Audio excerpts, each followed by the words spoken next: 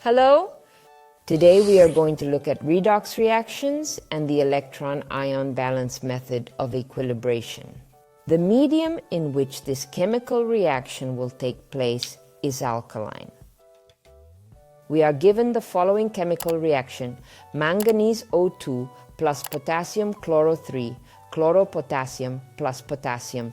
This is our environment, an alkaline environment. We get potassium O2, manganese O4, potassium manganate, potassium chlorine, and water. The first step is for us to write the ionic equation. To do this, we need to identify the substance's electrolytes. They will dissociate, and the non-electrolytes we write in molecular form. Manganese O2 is a non-electrolyte, potassium chlorine O3. All potassium salts are soluble, so the salt will be soluble and will dissociate into potassium ions, chlorine ions 3. Potassium OH is a strong electrolyte and will decompose into potassium ions and OH ions. Potassium salts are soluble, so potassium manganate will also decompose into potassium, and manganese OIV. Potassium chloride will decompose and water will not decompose as it is a weak electrolyte. We make the equation in molecular ionic form. Manganese O2 plus chlorine O3 minus plus OH. You get manganese OV2 minus plus chlorine minus and plus.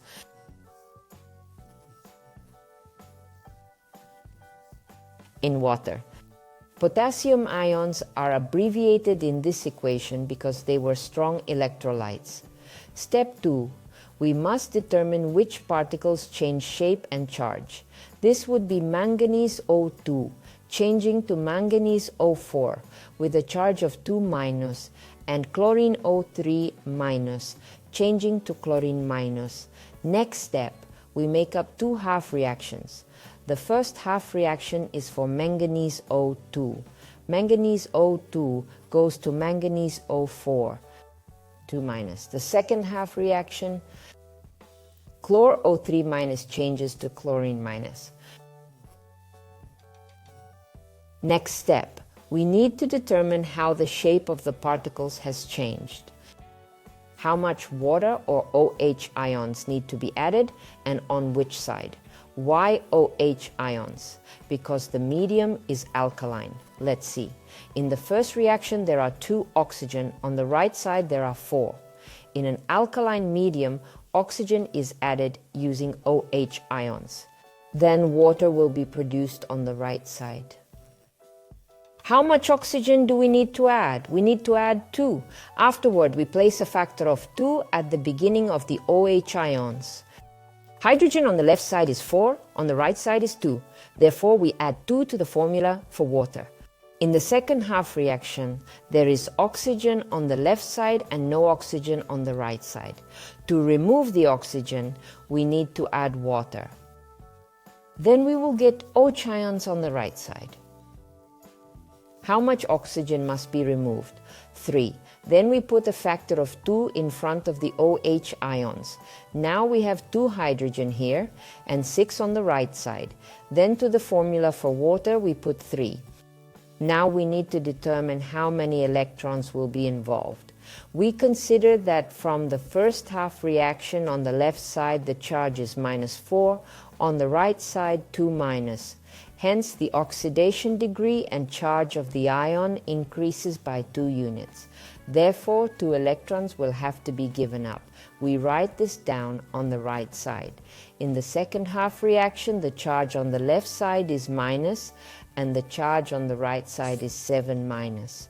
Hence, it turns out the charge and oxidation degree is reduced by 6 units. It turns out we need to add 6 electrons. Write it down on the left side. We take the number of electrons we found over the line. 2, 6, switch them crosswise. 6, 2, we get 3 and 1. The first process is giving up electrons, that's oxidation. And participating manganese O2 is the reducing agent. In the second process, this process is called reduction. And the O3 chlorine will act as the oxidizer. We now need to write down the equation with the multipliers obtained. The left side first. 3 in front of the manganese O2. There are 4 in front of the OH ions, multiplied by 3 plus 12 OH minus. Second half reaction. Here the multiplier is 1, plus chlorine O3 minus, plus 3 water. The number of electrons involved is 6, plus 6 electrons. Moving to the right side. 3 manganese O4 2 minus, plus 3 times 2, 6 OH2.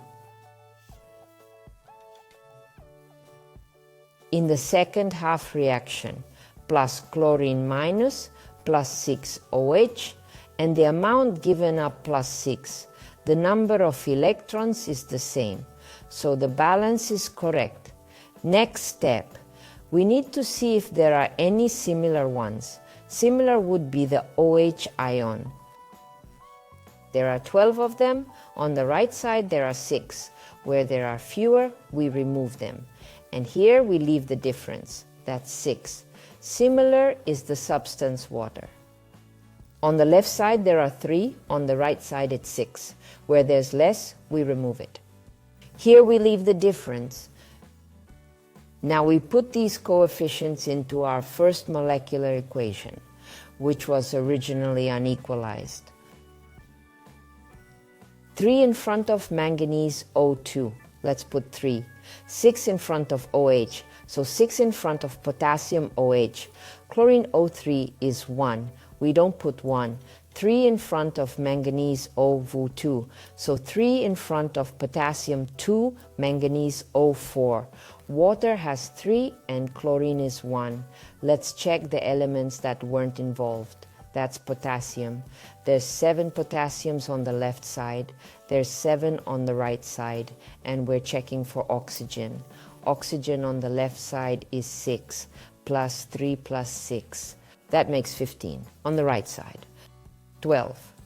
And another plus 3, 15. The equation is equalized. Thus, the electron-ion balance method allows us to equate very complex redox reactions. It's very important to consider the environment in which the chemical reaction takes place, whether it's acidic or alkaline.